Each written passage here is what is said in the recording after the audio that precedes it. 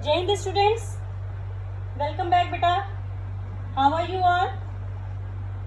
So I hope you all are fine.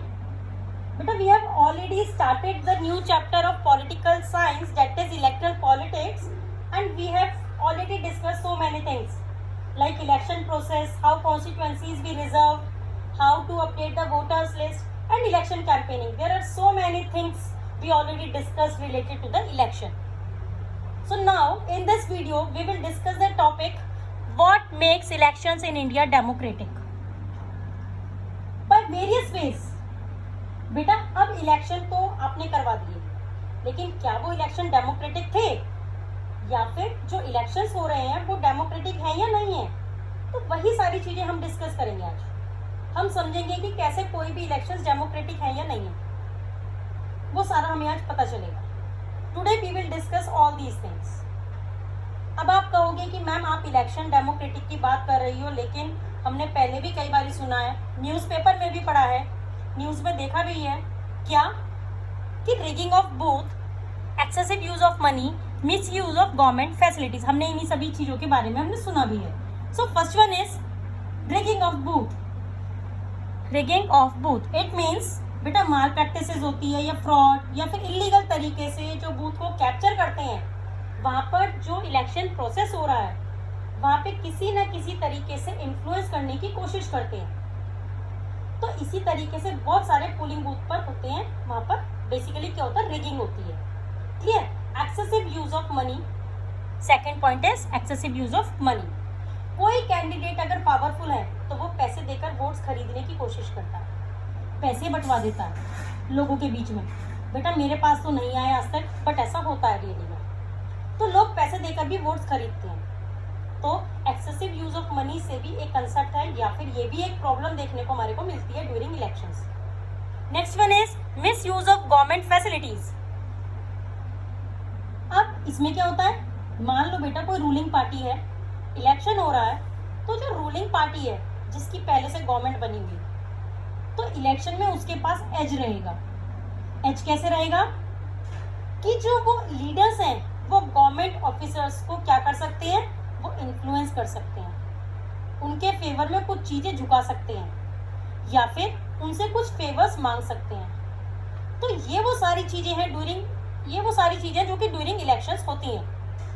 तो फिर आप कहोगे कि मैम आप इलेक्शन को डेमोक्रेटिक किस बेसिस पर कह रहे हो, क्योंकि यहाँ पर तो विजिबल है ना कि ये सारी चीजें जब हो रही हैं, रिगिंग ऑफ बूथ भी हो रहा है, एक्सेसिव यूज ऑफ मनी भी हो रही है, miss use of government facilities भी हो रही है, तो ये सब क्या है, ये सब अनडेमोक्रेटिक ही तो है, अनडेमोक्रेटिक तरीके से ही तो हो रहा है.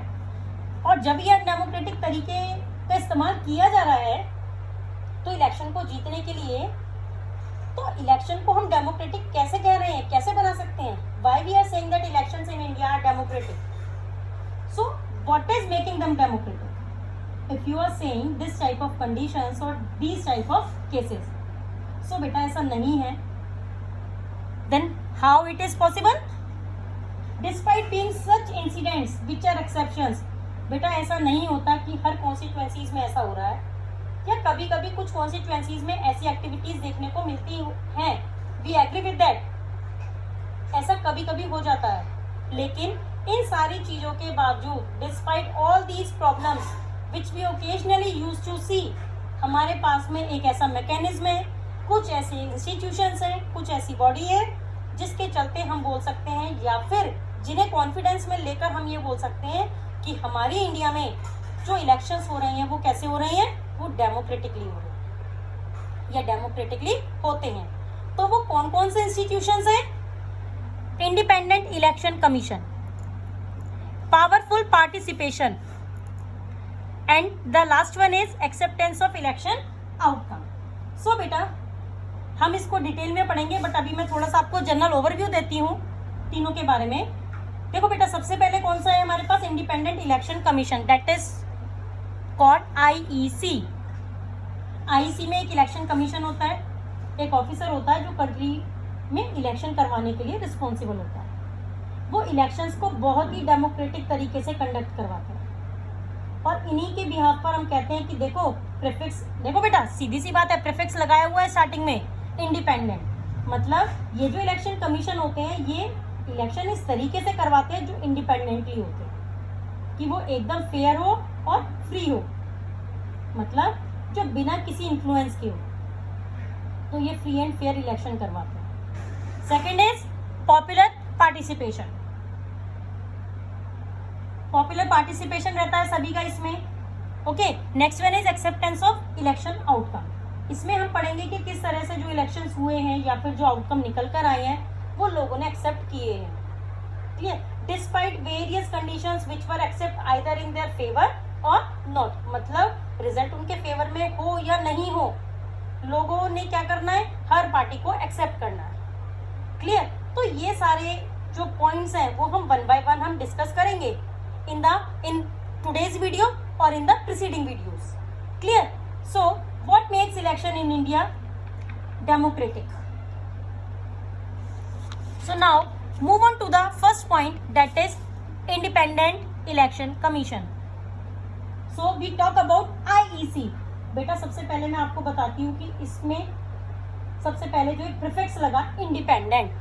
इंडिपेंडेंट का मतलब होता है पूरी तरीके से फ्री, स्वतंत्र। तो ये हमारे को ये बताता है कि जो इलेक्शन कमीशन है या जो इलेक्शन कंडक्ट करवाता है वो इंडिपेंडेंट है हमारी कंट्री में। Therefore, the elections conducted in India are free and fair. Clear? वो डेमोक्रेटिक है। So whether elections are democratic or not democratic depends on who conduct the election.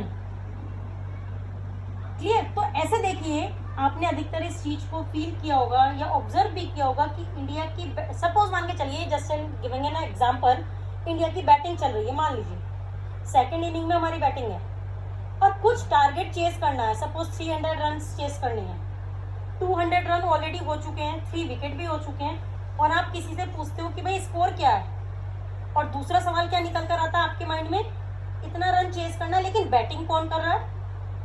आया समझ में? आप ऐसा पूछते होंगे, जरूर आपके साथ ऐसा हुआ होगा।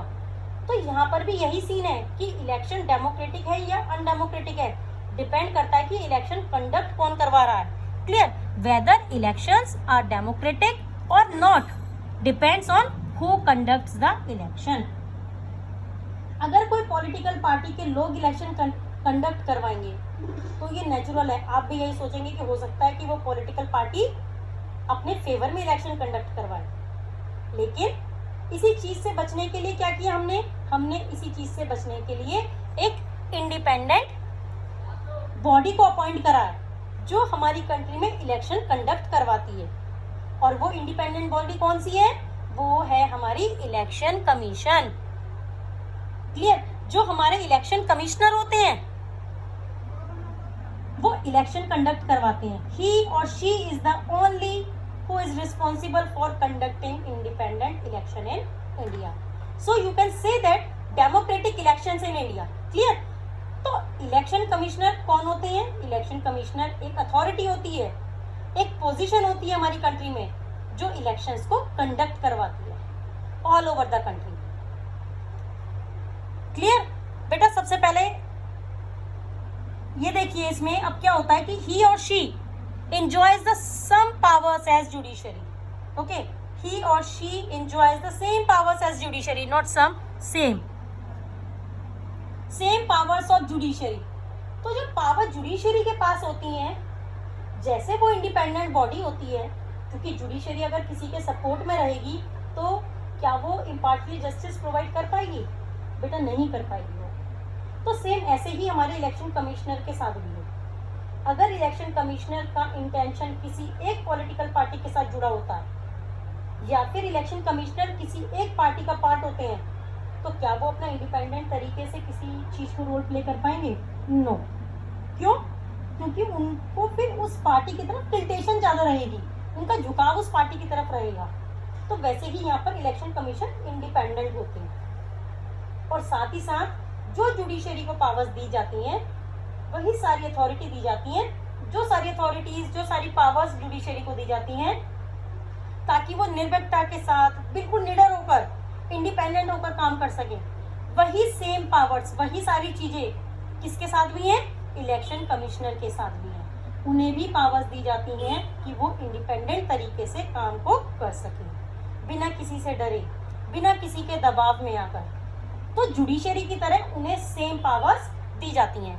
आई hope first point is clear. He और she enjoys the same powers as judiciary. Clear. Second point is chief election commissioner is appointed by the president. बेटा basically it is known as CEC। Clear. CEC ये बहुत important body है, ये बहुत important position है बेटा CEC की। जो हमारी कंट्री में हेड होते हैं वो इलेक्शन कंडक्ट करवाने के लिए, ये वो पोजीशन होती है। इनको अपॉइंट कौन करता है? इनको अपॉइंट किया जाता है प्रेसिडेंट के द्वारा। सो CEC is appointed by the president. हमारी कंट्री के जो प्रेसिडेंट होते हैं वो CEC को अपॉइंट करते हैं। क्लियर। बेटा सबसे पहले मैं आपसे एक क्वेश्चन आपको ये होमवर्क में देती हूँ कि who is a current CEC। Clear. अब आप मेरे को बताएंगे कि हमारा CEC कौन है। अब अपॉइंट करने के बाद में क्या होता है, देखिए अपॉइंट तो हो गया वो प्रेसिडेंट के द्वारा CEC हमारे।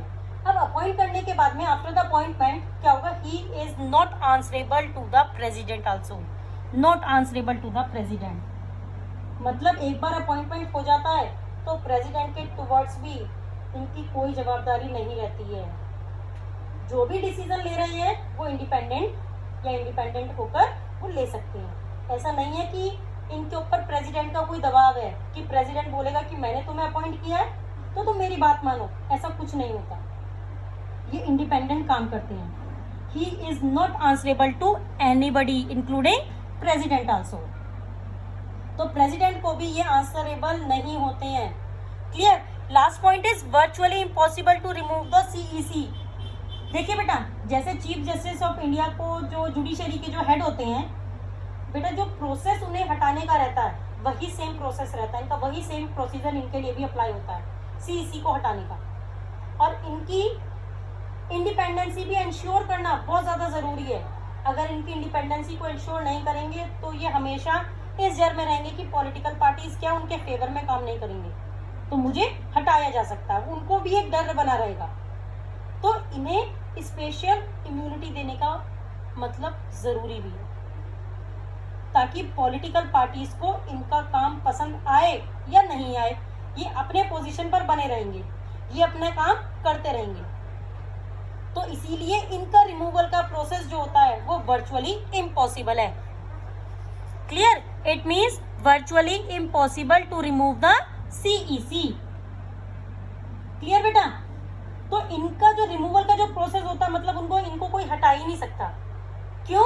क्योंकि अगर आसानी से अगर इनको हटा दिया जाता होता तो पॉलिटिकल पार्टीज इनको बार बार ना हटा देती। पॉलिटिकल पार्टीज की अंडर में रहकर इनको काम करना पड़ता कि मेरी पोस्ट को बचाए रखो, ये सोचकर। क्लियर। आया समझ में बेटा।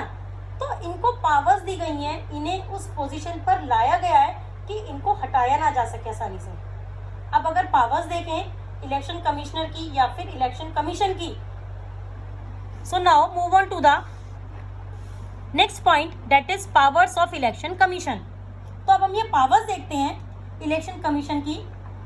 तो क्या पावर्स होती है इलेक्शन कमीशन के पास? First that is EC takes decision on every aspects of conduct and control of elections। Clear. Announcement से लेकर पूरा जो इलेक्शन कंप्लीट होता है, रिजल्ट डिक्लेयर होते हैं, वहां तक का जो पूरा प्रोसेस रहता है, इन सारी चीजों की जिम्मेदारी भी, इन सारी चीजों को परफॉर्म करने की पावर भी किसके पास होती है? इलेक्शन कमीशन के पास। तो इलेक्शन कमीशन की सबसे बड़ी पावर ही ये है कि इलेक्शन प्रोसेस पूरा from the announcement to the declaration of result, सारी चीजें कौन हैंडल करता है? Election commission. So first point is clear. EC takes decision on every aspects of conduct and control of election.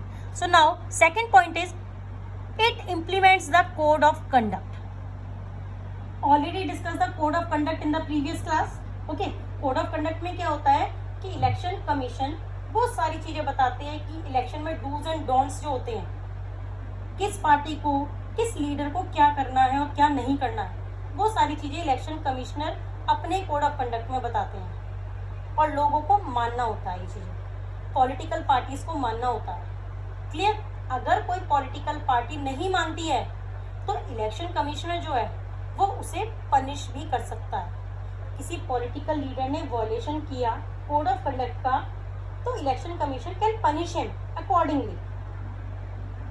Clear? So आपको ये point भी समझ में आ गया होगा, it implements the code of conduct. Now third point is EC can order government to follow some guidelines. अब guidelines से आप क्या सोच रहे हो? आप सोच रहे होंगे कि किस तरीके की गाइडलाइंस होंगी। तो बेटा इलेक्शन कमीशन के पास पावर्स हैं कि गवर्नमेंट को डायरेक्ट कर सकता है। गवर्नमेंट को डायरेक्ट कर सकता है मतलब EC can order to the government to follow some guidelines, क्योंकि अभी गवर्नमेंट को किसकी बात माननी होगी? इलेक्शन कमीशन की ड्यूरिंग द इलेक्शन टाइम। और गवर्नमेंट को डायरेक्ट किस सेंस में कर सकते हैं? गवर्नमेंट को जो हम ऑर्डर दे रहे हैं, हम मतलब ईसी जो ऑर्डर दे रहे हैं वो किस सेंस में दे सकते हैं? वो गवर्नमेंट को बोले कि तुम अपनी पावर्स का मिसयूज नहीं करोगे या ना करो। गवर्नमेंट में जो पॉलिटिकल लीडर्स रहते हैं वो इलेक्शन के समय में अपनी कॉन्स्टिट्यूएंसी में अपने हिसाब से फेवरेट जो गवर्नमेंट ऑफिसर्स रहते हैं, जैसे कलेक्ट्रेट्स हो गए, पुलिस ऑफिसर्स होते हैं, उन्हें ट्रांसफर कर देते हैं। तो इलेक्शन कमीशन वो ट्रांसफर्स रोक सकता है, और लगता है अगर कि वो ट्रांसफर्स करवाना है तो वो ट्रांसफर्स भी करवा सकता है। तो इलेक्शन कमीशन गाइडलाइंस इशू कर सकता है गवर्नमेंट को। क्लियर?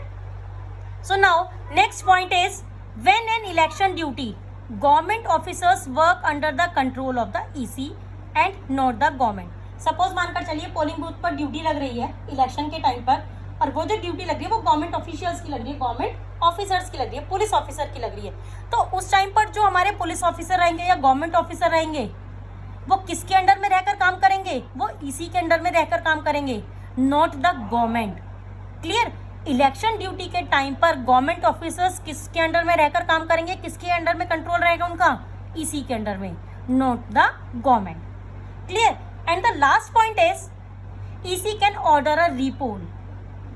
इट मीन्स सपोज मानकर चलिए किसी टाइम पर ऐसा भी हो जाता है किसी कॉन्स्टिट्यूएंसी में इलेक्शन कमीशन को ऐसा लगता है कि कोई माल प्रैक्टिसेस हुई है ड्यूरिंग द इलेक्शन प्रोसीजर, कोई माल प्रैक्टिसेस हुई है, कोई फ्रॉड हुआ है, तो उस टाइम पर क्या होता है? उस टाइम पर EC can order a repoll. अब उन्होंने ईसी ने रीपोल का ऑर्डर दे दिया क्योंकि उनको कैसा क्या लगा? उनको लगा कि इस कॉन्स्टिट्यूएंसी में कोई माल प्रैक्टिसेस या फ्रॉड हुआ है। So these are the powers of election commission. Clear students? So we will discuss in the next class the popular participation and the acceptance of election outcome. So that's all for today beta. Have a nice day. Goodbye.